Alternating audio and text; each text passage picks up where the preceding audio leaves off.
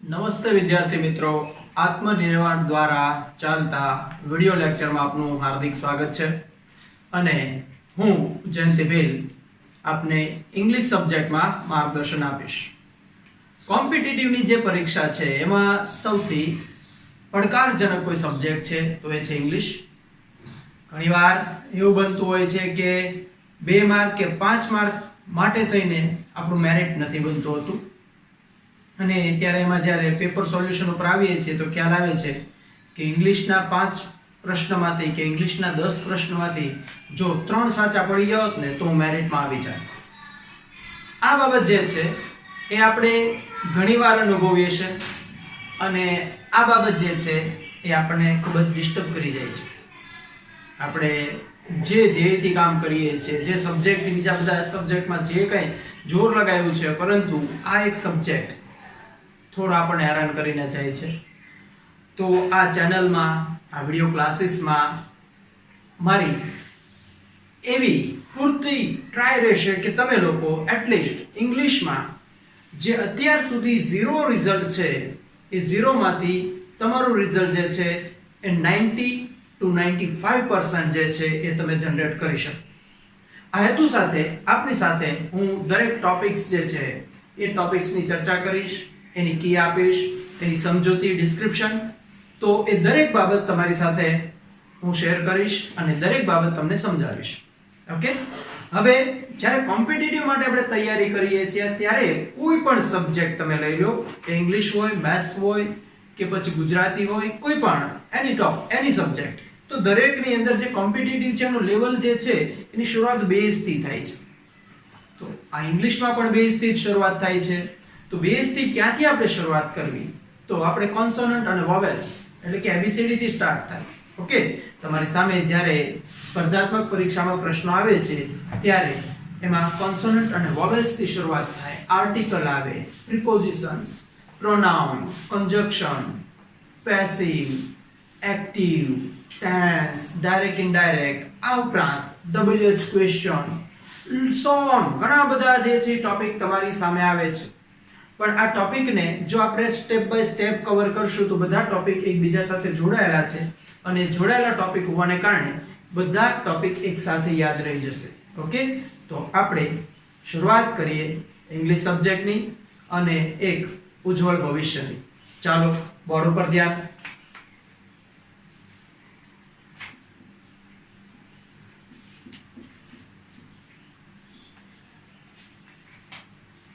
સૌપ્રથમ ચર્ચા કરીએ આપણે કોન્સોનન્ટ અને વોવેલ્સ વિશે.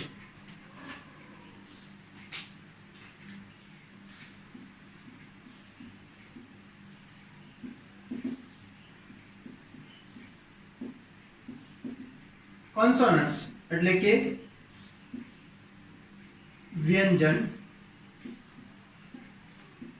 અને વોવેલ્સ એટલે કે સ્વર.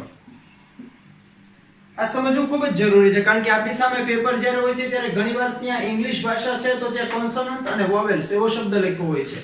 તો પહેલી બાબત આપણી એ છે કે આપણને કોન્સોનન્ટ અને વોવેલ્સ વિશે જ ખબર નથી કે કોન્સોનન્ટ એટલે શું અને વોવેલ્સ એટલે શું. તો પહેલી બાબત એ છે કે કોન્સોનન્ટ એટલે વ્યંજન. વ્યંજન એટલે આપણે ગુજરાતીમાં જે ક થી જ્ઞ સુધીના મૂળાક્ષર છે તે.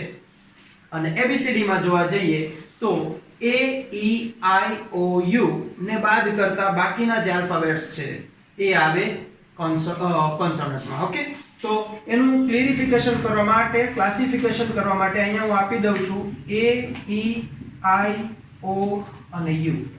A, E, I અને આ A, E, I, O અને U એ વોવેલ્સ છે.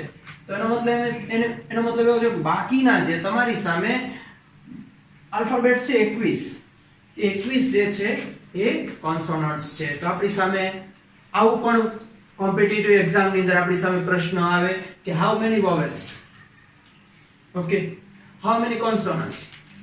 પછી તમને પેર આપી છે, classify the consonant or identify the vowels. આ પ્રકારના પ્રશ્નો તમારી સામે આવે તો અહીંથી શરૂઆત થઈ અને આ મૂળ જે બાબત આપણે કરીએ છીએ એ છે શું છે તો કે ABCD છે. બરાબર, ABCD જે છે એ A to Z એ છે 26, એ 26 માંથી 5 જે છે એ વોવેલ્સ અને બાકીના 21 જે છે એ કોન્સોનન્ટ. ઓકે, તો પહેલી બાબત આ આપણા મગજમાં ક્લિયર હોવી જોઈએ. what is consonant and what is vowels. Okay, તો સ્વર અને વ્યંજન વિશેનો પહેલો આપણને પરિચય હોવો જોઈએ જ્યારે આપણે અભ્યાસ કરીએ છીએ ત્યારે. ઓકે, ચાલો હવે એના આધારે બીજી એક બાબત તમારી સામે સ્પષ્ટ કરી દઉં. કોન્સોનન્ટ અને વોવેલ્સ જો આપણને આવડી ગયા છે તો આના આધારે બીજો ટોપિક પાછો આવે. એ ટોપિક સીધો આપણી સામે આવે આર્ટિકલ. તો આર્ટિકલ જે છે એ આર્ટિકલના ટોપિકમાં તમારે આને કનેક્ટ રાખવો પડે. આને કનેક્ટ રાખશો તો તમે આર્ટિકલની જે કાંઈ બ્લેન્ક્સ આવે છે, ઓકે, આર્ટિકલના જે કાંઈ અક્ષર આવે છે, you can face that. Not only face but you will attend the right answer. ખાલી તમે સમજી જ નહીં શકો પણ સાચો જવાબ ત્યાં આપી શકશો જો આ બાબત તમારી સામે ક્લિયર છે તો. ઓકે, તમને કોન્સોનન્ટ અને વોવેલ્સ વિશે આઈડિયા આવ્યો છે, એટલે કે સ્વર અને વ્યંજન વિશે આઈડિયા આવી ગયો છે. સ્વર અને વ્યંજન ઉપર ડિપેન્ડ કરે છે આર્ટિકલ એ અને એન. ધની ચર્ચા આપણે પછી કરશું. અત્યારે આની સાથે જે જોડાયેલો ટોપિક છે એ છે એ અને એન નો. તો હું તમને લઈ જાઉં એ ટોપિક ઉપર કે કોન્સોનન્ટ અને વોવેલ્સ નો પ્રશ્ન આવે તો એ તમે સોલ્વ કરશો, પણ એના આધારે જે ટોપિક છે આર્ટિકલ એ કઈ રીતના સોલ્વ કરીએ. Let's see that.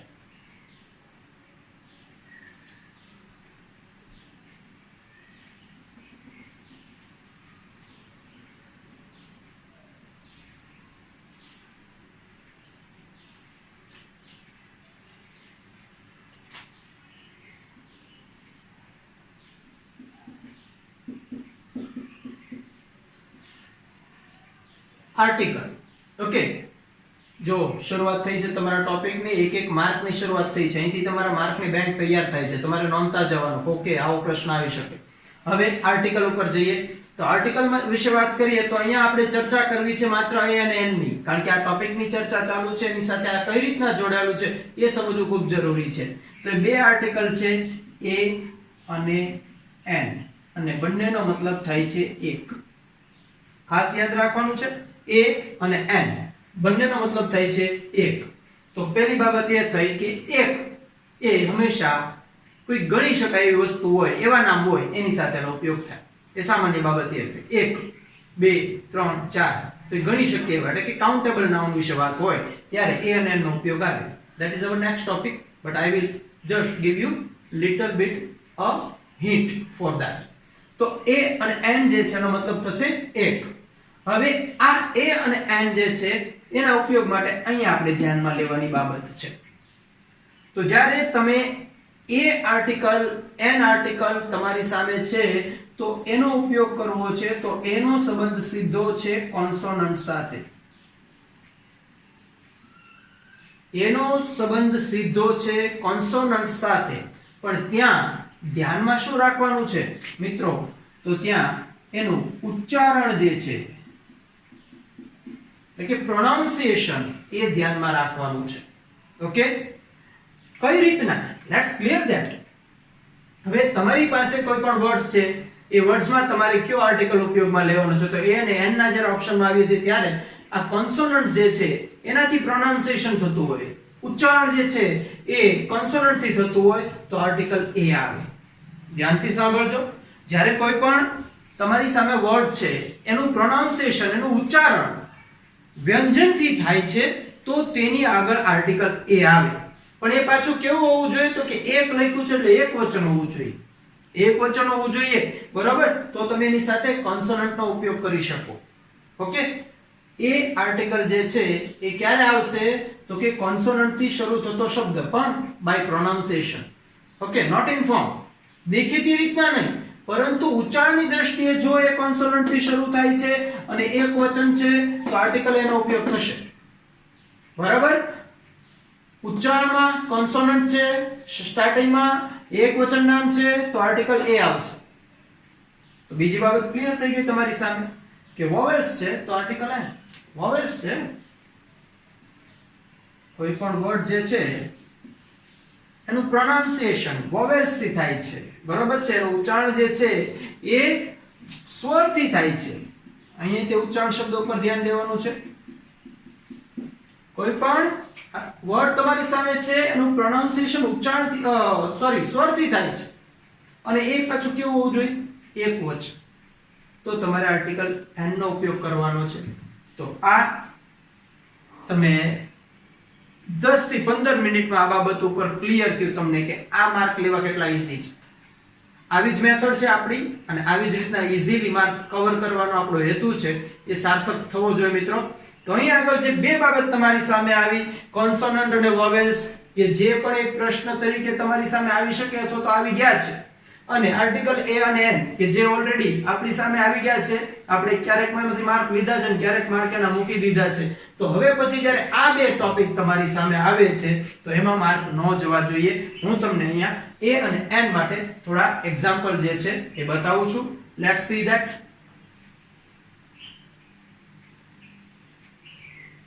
ઓકે, હવે અહીં હું આર્ટિકલ એન ના એક્ઝામ્પલ લખું છું, ધ્યાનમાં લેજો, અને અહીં હું આર્ટિકલ એ ના એક્ઝામ્પલ લખું છું. Is that cover? બધું દેખાય છે તમને વ્યવસ્થિત? રિઝોલ્યુશન ઓકે છે? ઓકે, તો ચાલો એ માટે તમને હવે ખ્યાલ આવી ગયો છે કે એમાં તમારે કયા શબ્દો હોવા જોઈએ, કોન્સોનન્ટ વાળા. તો સો સિમ્પલ શબ્દ તમારી સામે મૂકું છું. એક યુનિયન શબ્દ મૂક્યો મેં. કયો શબ્દ મૂક્યો છે? યુનિયન.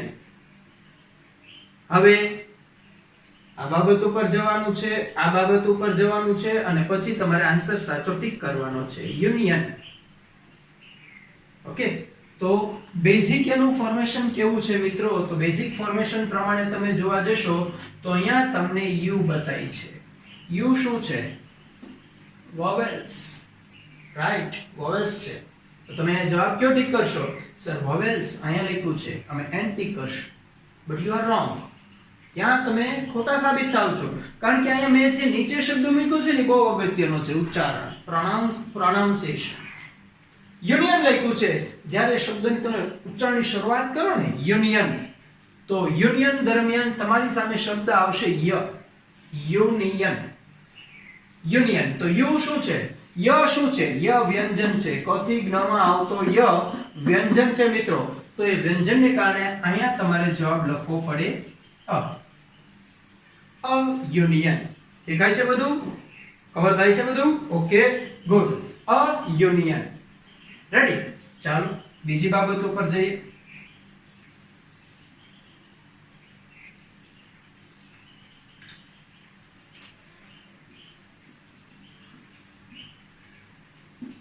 સ્ટુડન્ટ. શું લખ્યું છે? સ્ટુડન્ટ. હવે દેખીતી રીતના આ શબ્દમાં તમને કોઈ ડાઉટ હોય જ નહીં, કારણ કે તમે સાચા છો કે સાહેબ સ્ટુડન્ટ લખ્યું છે એસ. એસ તો એસ પ્રોનાઉન્સિએશન કરવાનું કે સ્ટુડન્ટ. સ શું છે? કોન્સોનન્ટ, વ્યંજન છે. ઓકે, તો એનું ફોર્મેટ તે આપણને હેરાન કરાવ્યું નથી, એનું પ્રોનાઉન્સિએશન આપણે હેરાન કરાવ્યું છે ને. તો આમાં સ્પષ્ટ બાબત કે સાહેબ એ આવે. આ તો બહુ ઈઝી શબ્દ છે. પહેલા શબ્દમાં મને થોડુંક લાગ્યું કે આમાં કેમ સાહેબ આમ કર્યું, પણ બીજો શબ્દ ઓકે સમજાય છે. તો પહેલો શબ્દ આની જેવો જ છે, એનું પ્રોનાઉન્સિએશન વ્યંજન થી થાય છે. યુનિયનમાં ય થી, સ્ટુડન્ટમાં સ થી. ઓકે, તો એ બાબત ઉપર આપણે જવાનું છે. ઓકે, જોઈએ નેક્સ્ટ એક્ઝામ્પલ. એમાં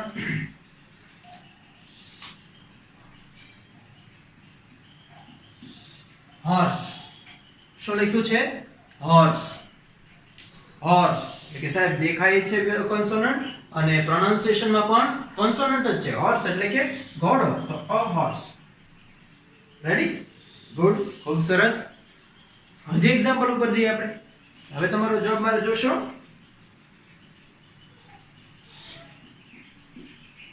વોટર. યસ, વોટર લખ્યું છે તમારી સામે. શું આવશે? સ્વર કે વ્યંજન શું આવે છે? ઓકે, તો તમારા જવાબ મુજબ અહીંયા આવવો જોઈએ એ. વોટર. વ આવે છે સાહેબ. Ready? But you are wrong. તમે ખોટા છો ત્યાં, કારણ કે મેં એક બાબત તમને કીધી કે કાઉન્ટેબલ નાઉન હોવું જોઈએ. એ અને એન કાઉન્ટેબલ નાઉન સાથે આવે. વોટર છે નોન કાઉન્ટેબલ અથવા અનકાઉન્ટેબલ તમે કહો છો એને. તો આની સાથે તમે આર્ટિકલ એ કે એન નો ઉપયોગ કરી શકતા નથી. ત્યાં તમારે આર્ટિકલ એ કે એન નો ઉપયોગ કરવાનો નથી, કારણ કે આપણી સામે જ્યારે પેપરની અંદર ઓપ્શન હોય છે ABCD, એ બી માં એન, એ માં એ, બી માં એન, સી માં ધ અને ડી માં નન, ત્યાં સુધીના આપણી સામે ઓપ્શન હશે. તો આમાં નન લખવું પડે તમારે મિત્રો. ઓકે, ક્લિયર થાય છે? ઓકે, તો આવા શબ્દો તમારી સામે આવે છે, ફેસ કરવાના છે તમારે, મગજમાં છે ઉતારજો આ બાબતને, એટલે તકલીફ ન પડે આપણને. ઓકે, ચાલો હવે આના એક્ઝામ્પલ જોઈએ. યુનિયન અહીંયા લખ્યું છે, આપણે અહીંયા બીજા શબ્દો ઉપર જઈએ.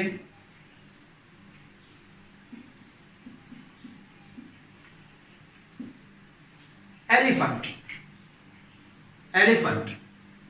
ઓકે સાહેબ, અહીંયા વોવેલ્સ દેખાય છે, અહીંયા વોવેલ્સ દેખાય છે, અને એલિફન્ટ બોલીએ તો સાહેબ અ આવે છે. રાઈટ, તો એનો જવાબ જે છે એ એન આવશે. સોરી, નો જવાબ એન આવશે. હવે બીજો શબ્દ અહીંયા લખું છું, વિચાર તો થોડું એના વિશે.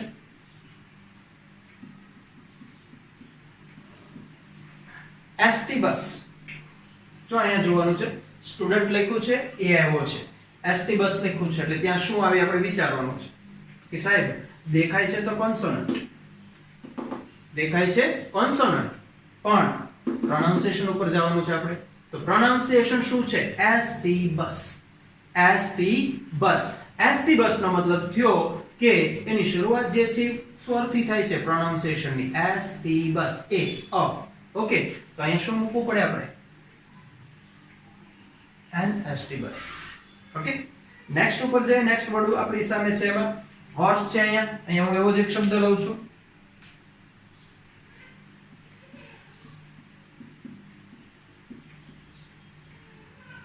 Honest boy. બરાબર, ઓનેસ્ટ બોય. અહીંયા એચ છે મિત્રો, હોર્સમાં એચ છે, અહીંયા એચ છે, પણ બંને જગ્યાએ પ્રોનાઉન્સિએશન અલગ અલગ છે. અહીંયા હોર્સ થાય છે, અહીંયા ઓનેસ્ટ થાય છે.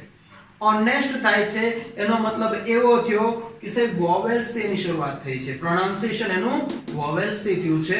તો તમારે ત્યાં આન્સર તરીકે શું ટીક કરવું પડશે? An. Okay, let's see another example.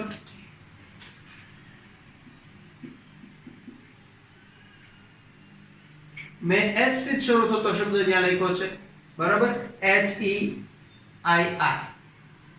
હવે શબ્દ જે છે તમારી સામે છે, તો તમને આઈડિયા આવી જાય કે સાહેબ અહીંયા જે છે તો ત્યાં તમે એ લગાડ્યો તો, અહીંયા એચ હતો તો એન લગાડ્યો હતો, તો અહીંયા એચ છે તો એની સાથે તમે શું કરવા માંગો છો? અહીંયા તમે લખ્યું તો આમાં. બરાબર, તો જવાબમાં શું અમે એન લગાડી દઈએ. Let's think about that. Okay, શબ્દ છે એયર, વારસદાર. એયર, શરૂઆત છે એચ થી, પણ એનું પ્રોનાઉન્સિએશન જે છે એ સ્વરથી થાય છે. બરાબર ને, શરૂઆત જે છે એમાં શું છે? કોન્સોનન્ટ છે, પણ એનું પ્રોનાઉન્સિએશન ઓનેસ્ટ ની જેમ આનું પણ એયર એવું થાય. ઓકે, એયર એટલે કે વારસદાર. તો ત્યાં આગળ પણ શબ્દ આવશે આર્ટિકલ એન. આ શબ્દથી આપણે પરિચિત છીએ, આવા શબ્દ આપણી સામે આવે છે ને એમાં આપણે હેરાન થઈ જાય છે. Okay, another one example for you. હજી એક એક્ઝામ્પલ લખું છું.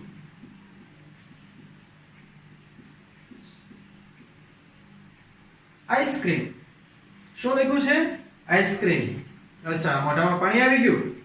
ના ના ના ના, અહીંયા જવાબ લખવાનો છે. Okay, ice cream. આઈસ્ક્રીમ એટલે અ થી શરૂઆત થયો અને વળી પાછું વોવેલ્સ છે આઈ. આમાં કયો જવાબ ટીક કરવાનો આપણે? An. Okay, you are again wrong.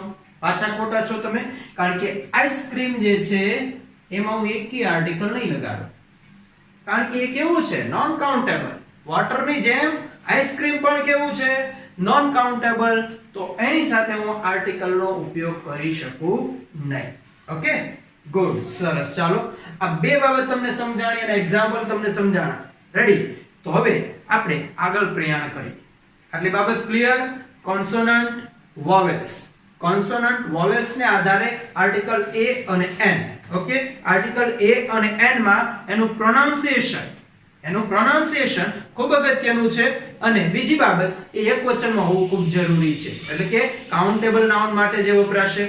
આટલું ક્લિયર? ઓકે, સરસ. we will go again ahead. Okay, પાછા આપણે આગળ વધીએ છીએ આમાં.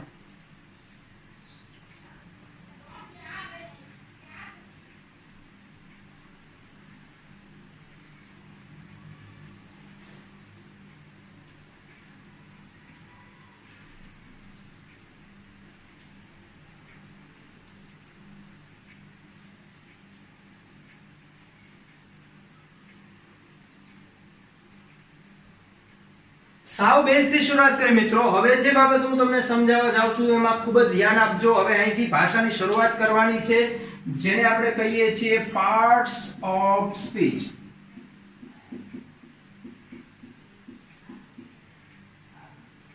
Parts of speech. What is this? આ શું છે?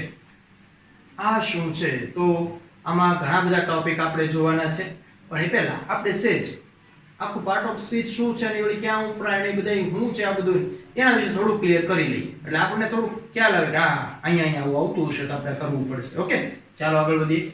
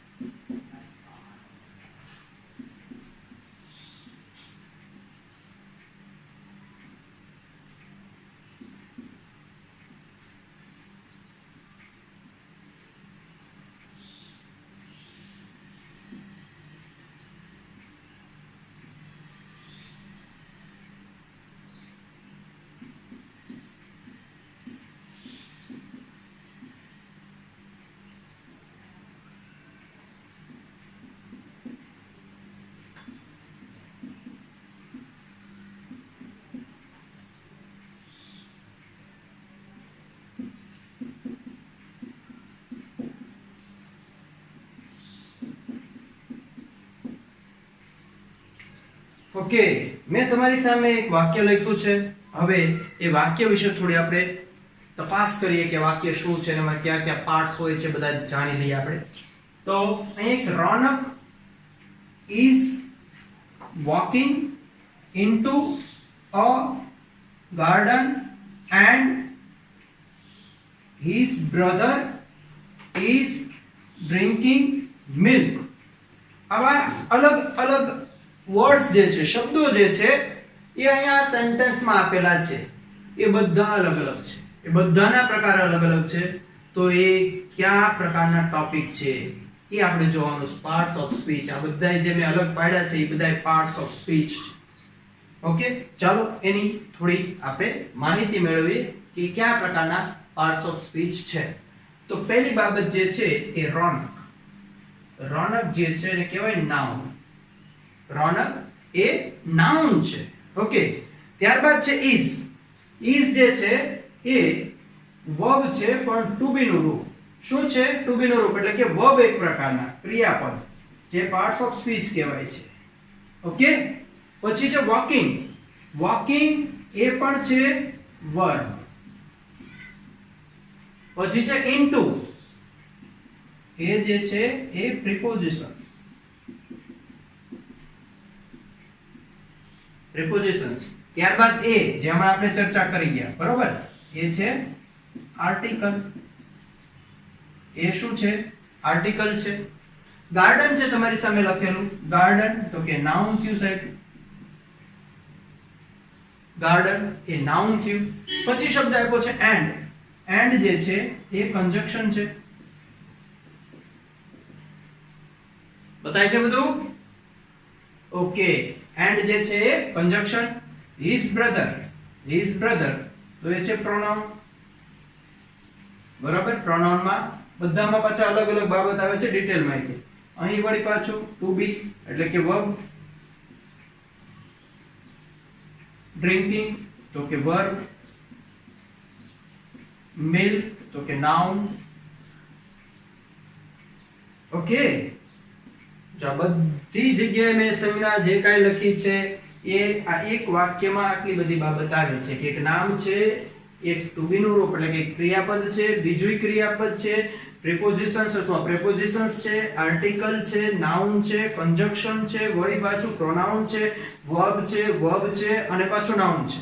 આ બધા જ્યારે ભેગા મળે છે, એ બધા જ્યારે ભેગા થાય છે ત્યારે એક સેન્ટેન્સ બને છે, ત્યારે એક ભાષાની રચના થાય છે. બરોબર? આ દરેક ભાષામાં લાગુ પડે છે, ઇંગ્લિશમાં આ જ લાગુ પડે છે. બરોબર? ગુજરાતીમાં જે તમે કર્તા વિભક્તિ ને કર્મ વિભક્તિ ને સાદા વાક્યો ને સંયુક્ત વાક્યો ને નિપાત ને જે કંઈ સમજો છો એ બધી બાબત આમાં આવે છે. તકલીફ શું છે કે એનાથી આપણે પરિચિત નથી. એક સેન્ટેન્સ છે એમાં બધું પાર્ટ્સ ઓફ સ્પીચ છે એ ઘણા બધા રોલ ભજવી જાય છે. તો એ રોલ ભજવતા આપણને આવડી જાય કે પાર્ટ્સ ઓફ સ્પીચ ના જે છે એને ક્યાં આપણે ગોઠવવા એ સમજાઈ જાય એટલે તમને ઇંગ્લિશ આવડી છે. એટલે માર્ક લાવવા તમારી માટે સરળ થઈ જાય. ઓકે, ચાલો અહીં ધ્યાન આપો. રોનક એ નાઉન છે. નાઉન માં વળી પાછા પ્રકાર પડે છે. તો રોનક જે છે પ્રોપર નાઉન છે. નાઉન ના ટોપિક માં આપણે જશું એની ઉપર. રોનક એ પ્રોપર નાઉન છે. ઇઝ જે છે એ વર્બ છે, બરાબર છે. તો બાજુમાં વોકિંગ એ વર્બ છે. તો એના વર્બ ના બે પ્રકાર છે. ઇઝ જે છે એ સહાયકારી ક્રિયાપદ કહેવાય અને વોકિંગ જે છે એ મેઇન મુખ્ય ક્રિયાપદ કહેવાય, બરાબર. તો ક્રિયાપદમાં બે પ્રકાર પડે છે. ઇન્ટુ આપ્યું છે પ્રિપોઝિશન્સ. તો પ્રિપોઝિશન્સ જે છે અગણિત એટલે મીન્સ કે ઘણા બધા છે. આપણે પ્રિપોઝિશન્સ બધા જે છે એની હિન્ટ, એની કી, હાઉ ટુ યુઝ એ બાબત ઉપર જવાનું છે. એટલે in, into, on, over, near, ahead આવા શબ્દો જે છે એ બધા તમારે કવર થઈ જાય પ્રિપોઝિશન્સ માં. તો એ ટોપિક એ પણ પાર્ટ્સ ઓફ સ્પીચ છે. આર્ટિકલ તો કે એમાં હમણાં જ આપણે જોયું કે એ અને એન, ત્રીજો છે એમાં ધ. તો આર્ટિકલ પણ એક અલગ ટોપિક થાય. ગાર્ડન નાઉન છે પણ અહીંયા નાઉન લખ્યું છે, નામ છે, પણ આ કેવું છે નામ? તો કે આ કોમન નાઉન છે. શું છે? Common noun. ક્રોનિકલ તો એ પ્રોપર નાઉન હતું, ગાર્ડન છે એ કોમન નાઉન છે. પછી છે કન્જક્શન. તો કન્જક્શન એટલે એન્ડ જે છે, and, but, yet, either or, neither nor, though, however એવા ઘણા બધા કન્જક્શન છે. તો એના વિશે આપણે અભ્યાસ કરશું. એની પણ આપણે કી મેળવશું, એનું ફોર્મ્યુલા આખી જાણશું એટલે એ પણ આપણે કવર કરી શકશું મિત્રો. ઓકે, ત્યારબાદ અહીંયા his brother આપ્યું છે, ત્યાં લખ્યું છે પ્રોનાઉન. તો પ્રોનાઉન જે છે એમાં પણ ઘણી બધા પ્રકાર આવે છે. Subject form, object form, possessive form, reflective form. તો એ બધા ઉપર આપણે જશું, પ્રોનાઉન ઉપર જશું. એ પાર્ટ્સ ઓફ સ્પીચ કહેવાય. વળી પાછું is જે અહીંયા સમજાવ્યું એ તે વર્બ. ડ્રિંકિંગ એ પણ વર્બ. ઓકે, મિલ્ક એ નાઉન. મિલ્ક એ નાઉન. તો અહીંયા જે નાઉન છે એ નાઉન જે છે નોન કાઉન્ટેબલ નાઉન છે. મિલ્ક, બરોબર, જથ્થો દર્શાવી શકાય એવું નાઉન. તો એક જ સેન્ટેન્સમાં મેં તમને 3 નાઉન બતાવ્યા, 2 ક્રિયાપદ બતાવ્યા, પ્રિપોઝિશન્સ, કન્જક્શન, આર્ટિકલ, પ્રોનાઉન, આ બધું તમારી સામે મૂક્યું. હવે નેક્સ્ટ લેક્ચરમાં આપણે આ જે પાર્ટ્સ ઓફ સ્પીચ જે છે એને આ રૂપરેખાને આધારે આગળ કવર કરશું. ઓકે, આઈ હોપ કે આજનો લેક્ચર તમને મજા આવી હશે, તમને ભણવાની મજા આવી હશે. તમારે જો કોઈ ડાઉટ હોય તો મારી સાથે કોમેન્ટમાં તમે વાત કરી શકો છો. ઓકે, ચાલો, ગુડ બાય.